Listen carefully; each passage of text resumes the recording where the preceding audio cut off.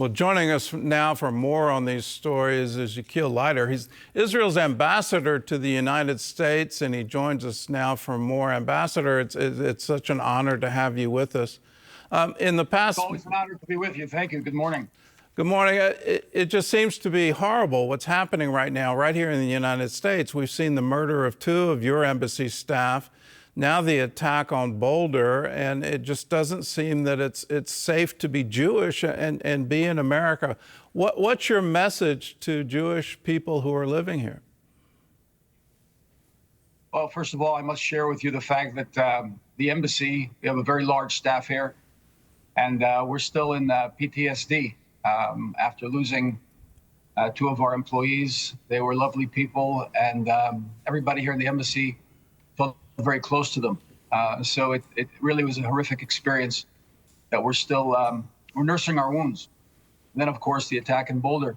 I think it's important to realize that what we're confronting here is the after effect, the aftershocks of a year and a half of students running wild on campuses, people in the streets screaming libelous charges against Israel, against our prime minister, against our soldiers. You know, if we're guilty of genocide or war crimes or ethnic cleansing, there are going to be some crazy people who are going to take the law into their own hands and shoot people. That's what happens at the end of the day. The process of this growing anti-Semitism stops and we begin by confronting these libelous charges. We don't commit genocide. We're a people that were victims of genocide. We don't commit genocide. We're fighting a war against a very evil, cruel, and ghoulish enemy. And we have to win this war, not only for our sake, but for the sake of humanity, for the sake of civilization. Well, why is it that the libel that's coming out of Hamas, it's an absolute lie, and it goes back to the beginning of the war. You know, right after October 7th, there was the claim that the IDF, the Air Force, had bombed a hospital in Gaza, and there was no truth to it at all. It was a rocket fired by Hamas. It didn't hit the hospital, it hit the parking lot. But that story went around the world, and now we're seeing it with Palestinians trying to get humanitarian aid. The headline was Israeli tanks killing Palestinians. Why do these are our top news outlets. I mean, we're talking BBC, we're talking New York Times, we're talking Washington Post. Why aren't they just putting editorial review, is this factually true, before they run the story? Well, they don't care. They've adopted a narrative. The narrative is, number one, that Israel was born in sin. We're basically a bastard state. We shouldn't exist. And now that we do exist, we're committing all sorts of war crimes to delegitimize and demonize. There are a lot of anthropological reasons for why this has moved forward within the West. But you're absolutely right. I mean, we're dealing with this calumnious claim repeatedly. You know, why in the world would Israeli soldiers, after we go to the extreme trouble of setting up distribution sites for humanitarian aid, why in the world would our soldiers fire on the people waiting in line? I mean, this is a blood libel, like, you know, using blood in our matzahs for Passover. It's absolutely insane. I mean, the story that you brought up about the hospital. So, of course, you know, for 2 days, Israel was being accused of firing into a hospital. And what does it turn out? That it was the Islamic Jihad who were firing a rocket into Israel. The rocket backfired and it didn't kill 500 people, as it was claimed Israel did. It killed 50 people, and the Islamic Jihad was responsible for it. This is just similar to the story just a week and a half ago, where a UN official went online and said that in 48 hours, I mean, listen to this, it's just incredible. In 48 hours, 14,000 infants would die of starvation. How he came up with that number is just astounding. But 48 hours went by, nobody died of starvation, and he walked it back, except nobody heard that. Nobody heard the walk back. Everybody heard that Israel's responsible for 14,000 babies being starved in 48 hours. What is that if not a blood libel? And what they're doing by repeating this, ad nauseum, these accusations, is they're fueling the flames of the deranged among the public who are going to take a gun or a flamethrower or a knife or whatever it may be and attack people. And they have to take responsibility for their actions. Stop the blood libel. That's the beginning of stopping the rise of anti-Semitism. You can't fight anti-Semitism in this country unless you fight the blood libel against the state of Israel and the soldiers of Israel. In fighting that blood libel, is there any hope of perhaps using litigation? I know in the U.S. there's this Sullivan standard. You have to prove actual malice. I think you might be able to prove actual malice here.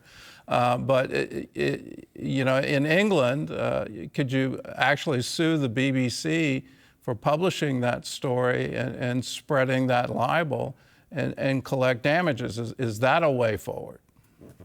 Well, I certainly think that your suggestion is worthwhile. We need to look at that and pursue lawfare against this slanderous daily attack on Israel. But I think at the root of everything, what we've got to do is we've got to defeat this Hamas. We've got to defeat Hamas and the tentacles of Iran that are surrounding us. This is a calculated a plan by Iran. It was supposed to be the ring of fire, they called it, the ring of fire, where their proxies would attack us all at once. Hamas preempted.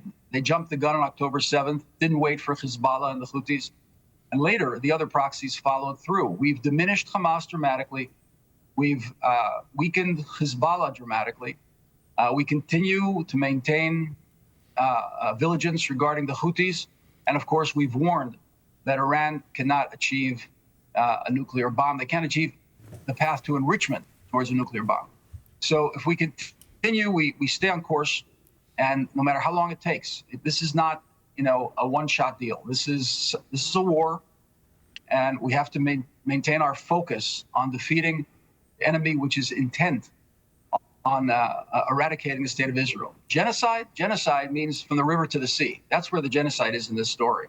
It's an eliminationist, annihilationist chant that has run through some of America's best campuses, and this has to be challenged and has to be erased. And I think that the Department of Justice, the State Department, are doing a fantastic job.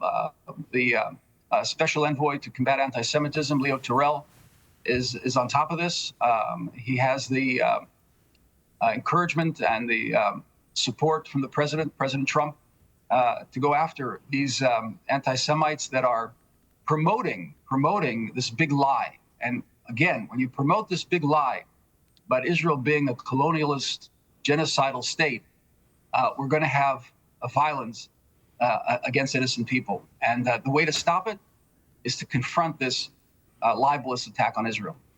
Well, let's talk about defeating Hamas. And I think one of the keys is making sure that humanitarian aid, that food and assistance is delivered to the people of Gaza. I've pointed out on this show that Stanford University did a survey of Gaza before October 7th, and they use this term food insecurity, which means hunger, that the majority of the population of Gaza was experiencing that before October 7th. So that's under Hamas with no IDF involvement at all. So in moving forward to defeat them, how significant is it, this new humanitarian effort in Gaza? Well, it's a great question, and thank you for it. It gives me the opportunity to go through some of the numbers that I think your viewers should be aware of. Prior to October 7th, there were 180 semi-trailers with foodstuffs and humanitarian materials that entered Gaza. After the war began, we were sending in excess of 250. So there wasn't a shortage throughout the war. I think you'd be hard-pressed to find another case where a country fighting for its life is actually supplying the wherewithal for the other side to maintain its status. And it was clear to us that Hamas was taking over the majority of the semi-trailers full of humanitarian materials that we were sending in. But just so that you understand, prior to the ceasefire, we moved that number up to 700, okay? Even though we knew that Hamas was taking over the vast majority, some 70%, and using it to rearm, to restock, and to reconstitute themselves. And people in Israel were quite upset. I mean, thousands of people are sending their sons and daughters to fight against Hamas. And at the same time, we're sending in aid that's being taken over by Hamas. I think, by the way, that Americans should be outraged as well. They were giving donations to NGOs for this humanitarian aid. The NGOs were buying the food and then turning it over through the UN agencies to Hamas. It was a big racket. And we worked on changing the system. And we have the cooperation, deep cooperation of the administration, the State Department, and this American company was formed, the Gaza Humanitarian Foundation. And the best news we've had really in a long time is that the new chairman of the Gaza Humanitarian Foundation is none other than Pastor Johnny Moore, who is in the inner circle of the religious advisors to President Trump and the interfaith advisors. And he just 2 days ago took over the reins of the humanitarian effort. And I think that we're going to see the amount and the quality of foodstuffs and medical supplies increase daily. We're opening distribution centers. We're providing the peripheral protection, although the distribution centers themselves are protected not by Israeli soldiers, but by people who have been hired, usually, ex-Army people, ex-Marine, ex-Navy, very professional. These people have done humanitarian distribution in Haiti, in South Sudan, and other places, troubled places around the world, Somalia. And as we progress, more and more centers will open. Already, as of this morning, we distributed in excess of 7 million meals. So this is going to continue. We're going to keep the people. If we move them to safety. Okay, the accusations of ethnic cleansing are just terrific claims. The reason why we're moving people is to move them out of danger, not to move them into danger. And we do that at a tremendous expense of our own forces, because when you tell the population to move, you're also telling the terrorists that that's the area we're coming into. They move too, and booby trap very often the area which costs us lives of our soldiers. So we're working very hard. We don't want to see anybody hungry. I personally have been involved in my professional life in food security for places in Africa and South America. I know the subject quite well. And the last thing we want to see is anybody hungry. So we're gonna focus on that as we prosecute this war to win. We're also going to prosecute in a fashion so that people are not hungry. Ambassador, one last question. It looks like the Trump administration is finally waking up to Iran and the negotiation posture that they're likely not ever going to get to a deal. Do you have any prediction on this? What will be the next step when talks break down?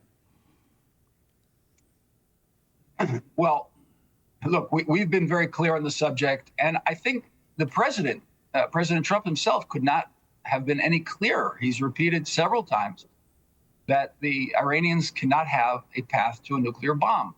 It's very important to understand that nobody's opposed to a civilian program, a civilian energy program. There are dozens of countries in the world that have civilian energy, nuclear energy, but they don't enrich uranium. There are no countries in the world that enrich uranium that don't have a bomb. So if you're enriching uranium on your own soil, you're intent on creating a nuclear weapon. Despite what Tucker Carlson wrote this morning, he's just wrong. He's just full of hubris and ignorance. There are no countries that have enrichment that don't have a bomb, and those who have a nuclear program don't have enrichment. What you do is you import the fuel, process the fuel, and then under international scrutiny and inspection, it's removed. So this nonsense that Tucker is putting forward, is pulling the wool over the eyes of people. Iran says repeatedly, not Iran, not the people of Iran, but this government. It's a crazy, apocalyptic, lunatic group of people who have taken over the country, who have no interest in human life whatsoever. It's a death cult. And they're interested in implementing this death cult. And they've said that Israel is a one-bomb country. They call us the little Satan. They call you the big Satan.